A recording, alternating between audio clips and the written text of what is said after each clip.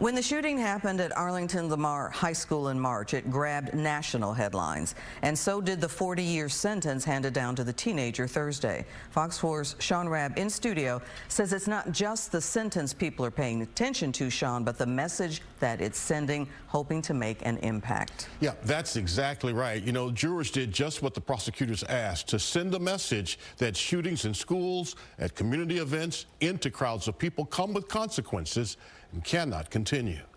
Before the 16-year-old learned his punishment, prosecutors made it clear this was about much more than what happened outside Arlington's Lamar High School. This is about every one of those kids.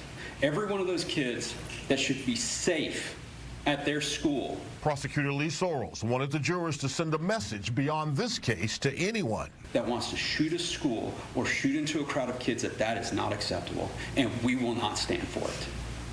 We as society will not stand for that to happen again. No area immune. Tarrant County's had its share of gun crimes.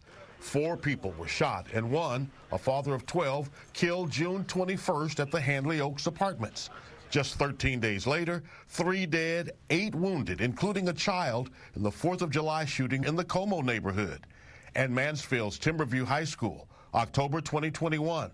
After a fight in a classroom, Timothy Simpkins pulled a gun from his backpack and opened fire, hitting the student he'd fought with, but also shooting another student and a teacher.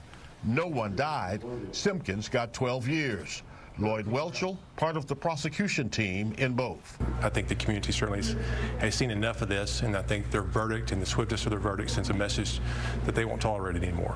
Jurors were out just a little over an hour. Didn't take them that long to reach their decision. It's something that should not be happening to kids our age or younger. The 16-year-old injured in the Lamar High School shooting with her mother by her side said after the trial, history keeps repeating itself, and students have to raise their voices to help change the narrative and protect themselves. Protecting ourselves with our voices and voicing our concerns to, like, the mayor, city council, just going to our principal and our school board to see what we can do to make us feel safer at school. Now, the state legislature did pass some school security bills this session, HB 3, which includes requiring armed security on every campus and more training to help staff identify students who may need mental health support before grief counselors have to come to a campus to help students and staff talk about what they're feeling after a tragic event.